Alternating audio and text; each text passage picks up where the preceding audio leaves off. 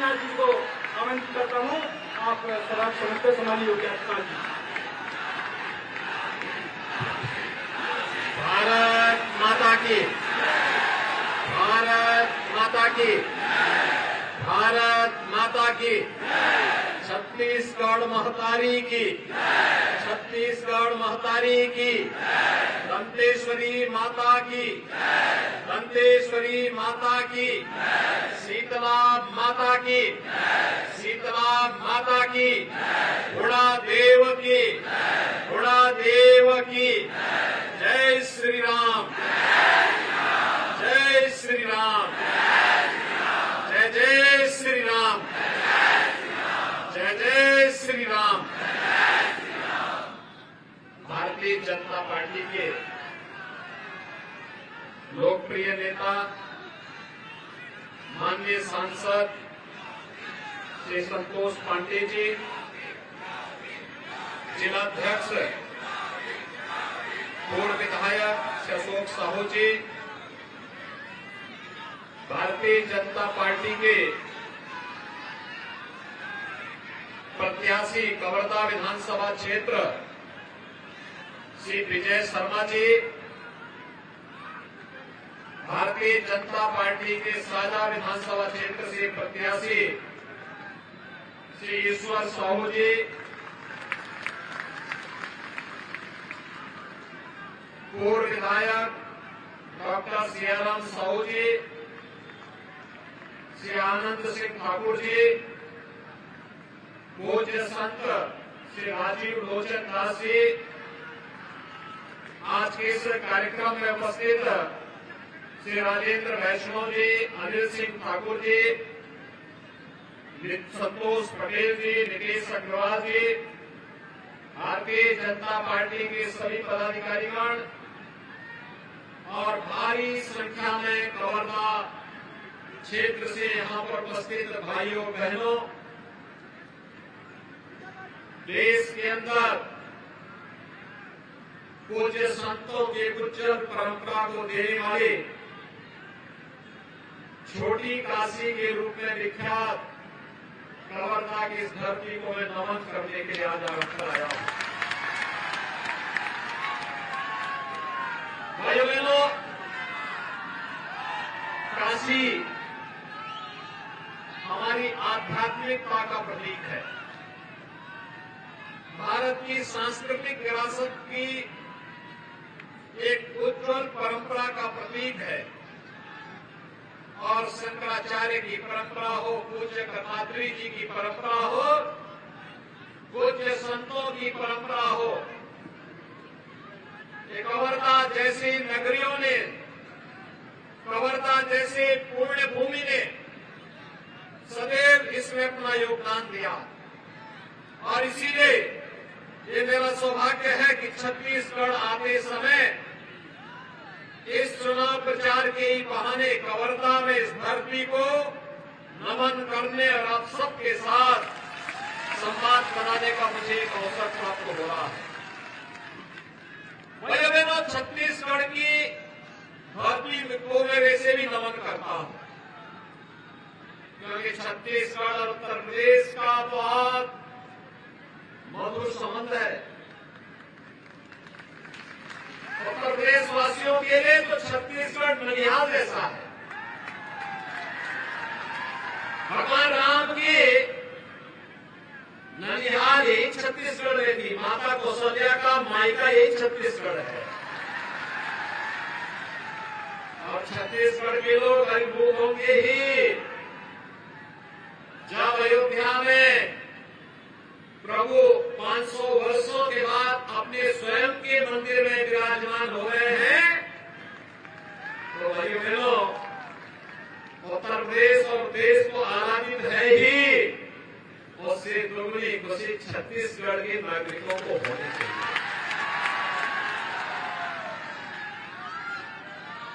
भाइयों बहनों, यही आह्वान करने के लिए आया हो। देखिए, छोटी सी गलती कितना नुकसान कर देती है। यहां पर हमें सुनने को मिलता है जब राम भक्तों पर रामनवमी के जुलूस को सरकार प्रतिबंधित कर रही है। कितना दुख होता है। लव जिहाद का विरोध करने वाला एक कार्यकर्ता की निर्मम हत्या कर दी जाती है, तब दुख होता है। उत्तर प्रदेश में भारतीय जनता पार्टी की डबल इंजन की सरकार है। भाइयों बहनों, लव जिहाद को दूर कर बैन किया गया है, कानून बनाया गया है। उसके खिलाफ धर्मांतरण के खिलाफ कानून बनाया गया है।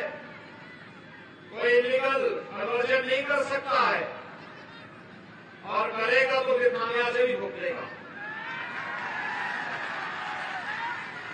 और भाइयों बहनों, यही नहीं, छोटी सी एक गलती कितना नुकसान कर देती है अन्नदाता किसानों का, युवाओं का, बहन बेटियों का, धार्मिक पर्व और त्योहारों का, विकास का। सर्वश्री अटल बिहारी वाजपेयी जी के नेतृत्व में जिस छत्तीसगढ़ की स्थापना हुई थी, जिस छत्तीसगढ़ को भारतीय जनता पार्टी की डॉक्टर रमन सिंह जी की सरकार ने विकास की एक नई ऊंचाइयों तक पहुंचा करके, विकास का गढ़ बना करके एक विकसित छत्तीसगढ़ के रूप में स्थापित करने के अभियान को आगे बढ़ाया था। भाइयों बहनों, मात्र 5 वर्ष के अंदर कांग्रेस ने अपने संस्कारों के अनुरूप यहाँ के विकास को पूरी तरह बाधित कर दिया, पूरी तरह बाधित कर दिया। वरना हमारे लिए काशी जैसी पवित्र है, और सवारतन यहाँ पे अकबर जैसा व्यक्ति को बिठा दिया।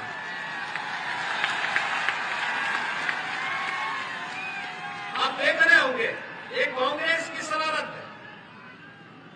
काशी जैसी पवित्र नगरी में आपकी आस्था के साथ खिलवाड़ करने के लिए एक ऐसे व्यक्ति को बिठाया गया है जिसको आपकी आस्था से मतलब नहीं, आपके विकास से मतलब नहीं, और जिसके संरक्षण में वे सभी तत्व फलते फूलते हैं।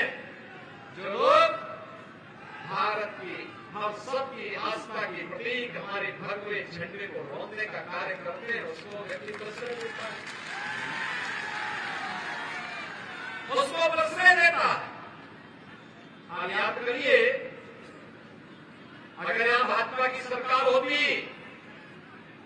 तो क्या उनका तो साहस ऐसे होता? ईश्वर साहू जैसा एक लाचार पिता, मैं तो अभिनंदन करूंगा ईश्वर साहू जी का कि उन्होंने हिम्मत नहीं आ रही, वे लड़ते रहे, इस अराजकता के खिलाफ लड़ते रहे। और आज भारतीय जनता पार्टी ने अपने एक सच्चे कार्यकर्ता के मान को बढ़ाने के लिए साझा विधानसभा क्षेत्र से उन्हें प्रत्याशी बना करके उतारा है।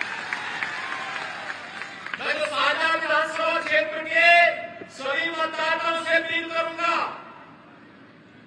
ईश्वर साहू जैसा कार्यकर्ता जाएगा तो किसी भी मां, बहन, बेटी या किसी भी अन्य हमारे अन्नदाता किसान या किसी नौजवान को अपने को बलिदान नहीं देना पड़ेगा, और किसी विधर्मी और किसी दुराचारी की हिम्मत नहीं कि वह किसी निर्दोष कार्यकर्ता पर उसका हाथ उठा दे, उसका बाल बांका भी कर दे। ये भारतीय जनता पार्टी की सरकार में नहीं हो सकता।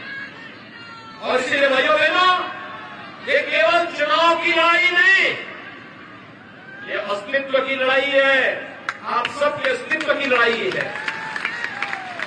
एक तरफ भारत विकास की नई नई बुलंदियों को छूता हुआ आगे बढ़ रहा है, और प्रधानमंत्री मोदी जी के नेतृत्व में जैसे विकास का एक व्यापक रोड मैप उन्होंने पूरे देश के लिए बनाया, जो राज्य उसका अपने यहां सही ढंग से लागू कर पा रहे हैं, उस रोड मैप को लागू कर पा रहे हैं, उसका लाभ नहीं मिल रहा है।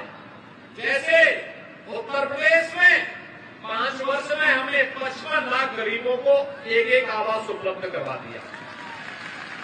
55 लाख गरीबों को एक आवास। लेकिन भाइयों बहनों, छत्तीसगढ़ में कांग्रेस की सरकार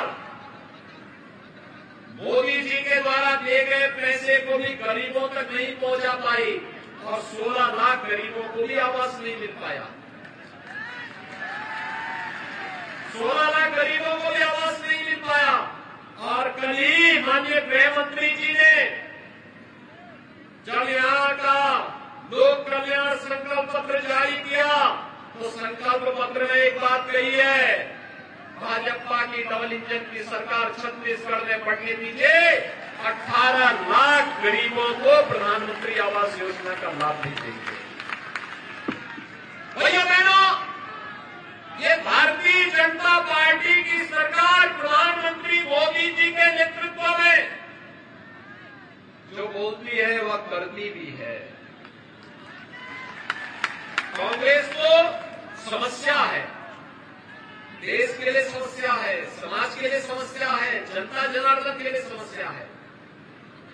याद करिए, देश के अंदर आतंकवाद कांग्रेस ने दिया, अलगाववाद कांग्रेस ने दिया, तुष्टीकरण की नीति कांग्रेस ने दी, ये नक्सलवाद कांग्रेस की देन है, ये भ्रष्टाचार कांग्रेस की देन है, अराजकता और कर्फ्यू ये कांग्रेस की देन है।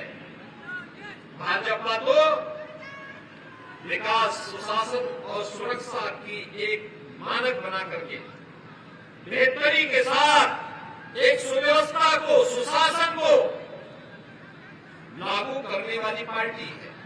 और प्रधानमंत्री मोदी जी के नेतृत्व में नए भारत में हम इसका दर्शन कर सकते हैं। आज जब मैं कवर्धा में आया हूं, आपका जो उत्साह है, आपने यहां पर, मैं मानता हूं, आपने तय किया है कि अपने एक युवा और जुझारू कार्यकर्ता को जमीन से उठ करके जो कार्यकर्ता आगे आया, उस कार्यकर्ता विजय शर्मा को आपने जीत के लक्ष्य के साथ अपना चुनाव बना करके इस चुनाव को अपने साथ जोड़ दिया है, कोई संदेह नहीं। लेकिन भाइयों बहनों, मैं आपसे आह्वान करने के लिए आया हूं और आह्वान यही करने के लिए आया हूं, जो चीजें यहां पर हैं, मैं केवल यही पूछना चाहता हूं, हर घर नल योजना में क्या पेयजल की स्कीम कांग्रेस नेतृत्व की सरकार दे पाई? जबकि मोदी जी ने तो पैसा दे दिया, क्यों नहीं लागू कर पाई? क्योंकि नियत साफ नहीं। घोटाले पे घोटाले, और घोटाले भी इतने ज्यादा इस सरकार ने कर लिए। हम लोग एक नाम सुनते थे आज से 20 वर्ष पहले, बिहार में लालू जी ने चारा घोटाला किया, लेकिन चारे का गोबर यहां कांग्रेस के सिर से यहां निकल गया है गोबर घोटाले के लिए। आपने देखा होगा ना, 1300 करोड़ डकार गए, और जब उसकी जांच शुरू हुई तो पैकेट में मिट्टी के पैकेट पकड़े गए। गोबर यानी कंपोस्ट नहीं, गोबर वहां कोई कंपोस्ट की खाद नहीं है, वर्मी कंपोस्ट नहीं है, वहां तो गोबर की खाद के बदले, कंपोस्ट के बदले वहां एक ऐसी खाद है जो वास्तव में खाद नहीं, मिट्टी है, सादी मिट्टी है। और इसलिए भाइयों बहनों, कांग्रेस धोखा देने का काम कर रही है। युवाओं के साथ पब्लिक सर्विस कमीशन में इन्होंने घोटाला कर दिया, इन्होंने शराब का घोटाला कर दिया, और कवर्धा अब तो यहां पे वन माफिया भी पनप रहे हैं।